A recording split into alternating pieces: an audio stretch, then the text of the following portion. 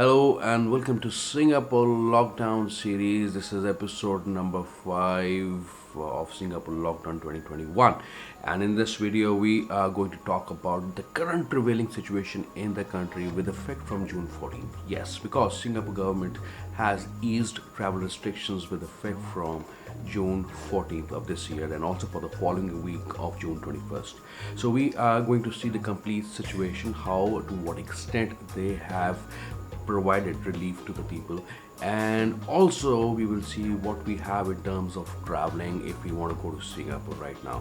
Okay, so we will discuss both the items, but before we begin, do not forget to like and subscribe to my YouTube channel and also hit the bell icon and be the first one to receive travel notifications through my channel. चलिए video start करते हैं.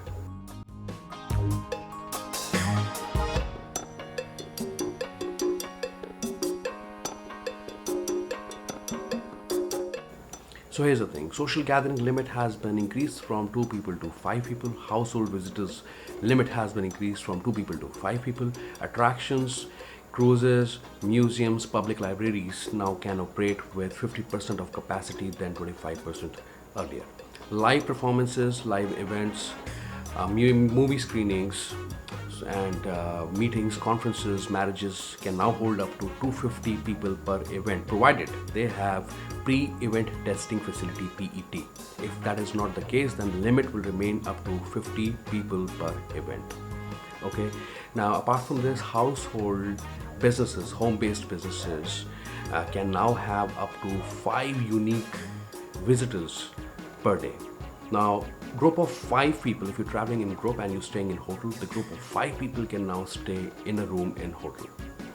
And occupancy of showrooms, shopping malls has been increased from 1 person per 10 square meter floor area, which was earlier 16 meter floor area. Personal care services such as facial, sauna can now resume their duties without wearing mask.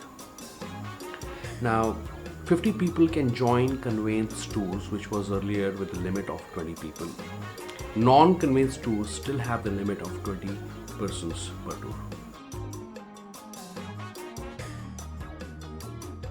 Now let's see to what extent lockdown will be eased in Singapore with effect from June 21st, following week of June 14th. All food and beverages establishment will now be able to resume dining services, provided they have good ventilation and they are following safe distancing norms.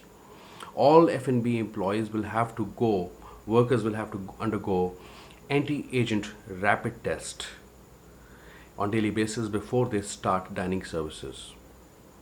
Wedding receptions will be allowed, provided the limit is 20 people per person, but if you want to increase the limit to 50 people, then you have to ensure that you have pre-event testing facilities.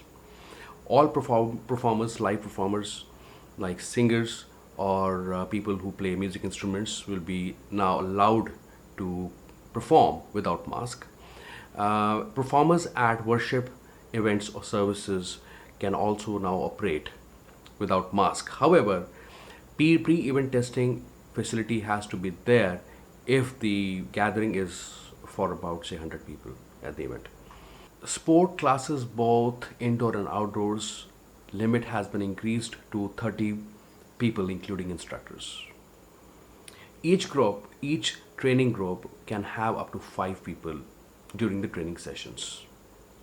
Fitness studios, gyms where one needs to remove their mask will now be able to operate, provided they follow social distancing norms, and that is for about up to 2 meters between individuals.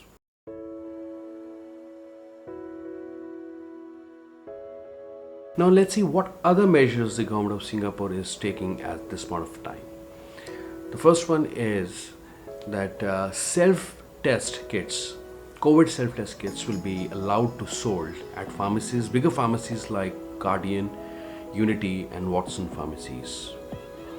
Singaporeans aged between 12 to 39 can now book their vaccination appointments. Driver relief fund for all private taxi drivers will now be extended. Funeral possession limit will remain actually to 20 people. There's no change in that. Now, barbecue pits or campsites will remain closed to public at this point of time. Now, the most awaited answer and the question whether we can fly to Singapore or not. Now, the government of Singapore is trying to restart the economy in a safely manner using the planned phases. At the same time, they are closely monitoring border control measures. They are discussing travel bubble with many countries right now: Taiwan, Thailand, Hong Kong, South Korea. Now, the South Korea and Singapore travel bubble was actually delayed due to rising number of cases in both the countries and community transmissions. So they are trying to restart the services in the month of July. Now things are going towards positive trend, but there's no good news for Indians whether they can fly to Singapore or not. Anyways, I'll keep you posted through my other videos. But thank you so much for enjoying this video. If you have liked this video, don't forget to give it a thumbs up for my motivation. And if you are on the channel for the first time, then consider subscribing. Thank you guys. See you once again in the next video. Until then, goodbye.